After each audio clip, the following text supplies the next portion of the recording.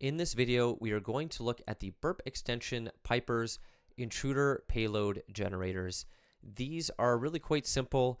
You create a script that generates payloads and you use them in Intruder. There are probably many better tools out there depending on what type of attack you're running. In particular, there are some limitations with Piper. There's no way to actually pipe data to the payload generator. It doesn't give you the base value of your payloads. What I'm talking about here, if we go to the Intruder tab, is you'll see that I have this test case set up that is not an actual test case. It's just for illustrative purposes. And my base payload that I have selected is this value of the test parameter that I've called testing. That is our base value, testing. Piper doesn't send that to the tool. It doesn't seem to send anything to the tool. You basically are just creating a generator that iterates through some generation scheme, and then Piper will bring that back into the tool. So there are many other ways to conduct attacks in this way. You can use Turbo Intruder is a great example that exposes a Python interface to generate payloads for intruder attacks. There are many other extensions. Piper is maybe not the best tool, but nevertheless, I'm going to show a couple of examples. So first, I'm going to show how it works with this testing example, which you can see I've defined here. And this is just calling a script that I have, of course, in my scripts folder to the left called test-random.sh. Let's take a look at that. And it's very simple. We are just printing random numbers multiple times. So this should correspond to 5 payloads. So let's go back to our intruder attack, and we will start the attack. And slowly but surely, we are going to get our 5 payloads, and those payloads consist of random numbers, as you can see here. Not the most interesting attack, but something that you can do, and maybe you have a use case with some command line tool that makes a lot of sense to generate payloads in that way. Now, another thing you can do is you can use a language model to generate payloads.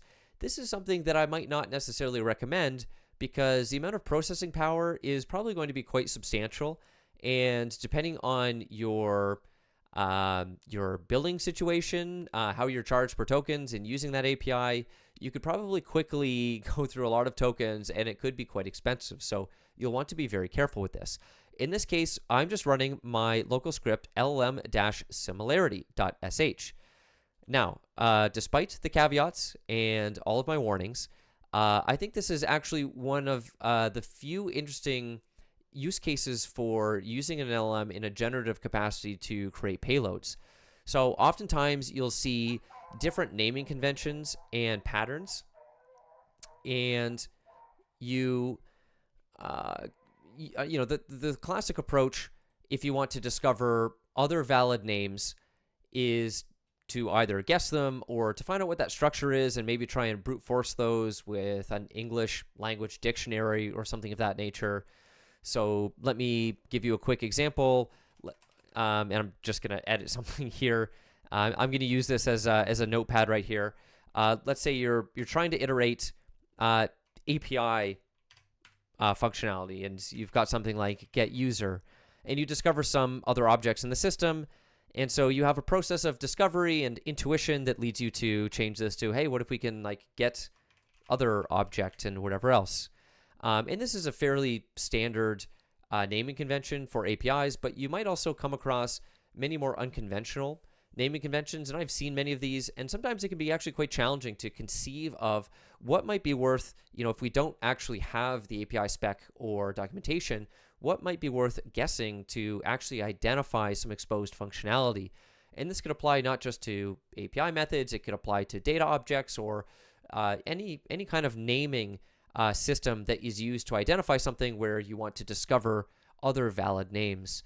So to accomplish this, I created this LLM, it's the similarity one, and I've given it this very simple prompt. So this is once again making curl requests out to the Google API for the Gemini language model. Of course, it's using my API key, which will not be valid by the time this video goes live. And I have a prompt that says, we're playing a game. You need to answer each time with only a single word/string. I'm going to repeat this message each time. Give me a new string each iteration. Generate a string that could conceivably be a function in an app that has the following functions. And then I give it some example functions, and I did this with a file called startingstrings.txt. So let's take a look in there.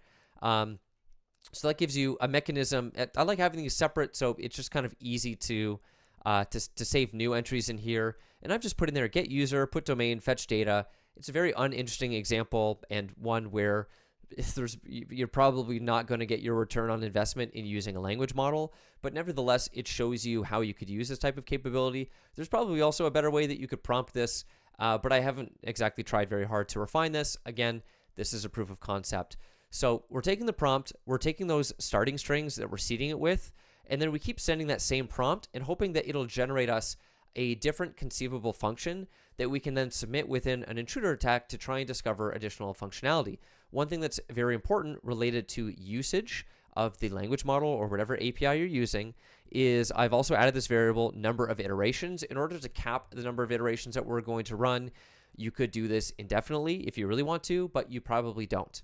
So I will publish the script. You don't need to write it down if you're really curious. It's not that interesting anyways.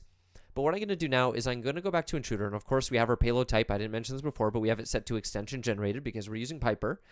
And now we're going to select the other generator, LLM similarity.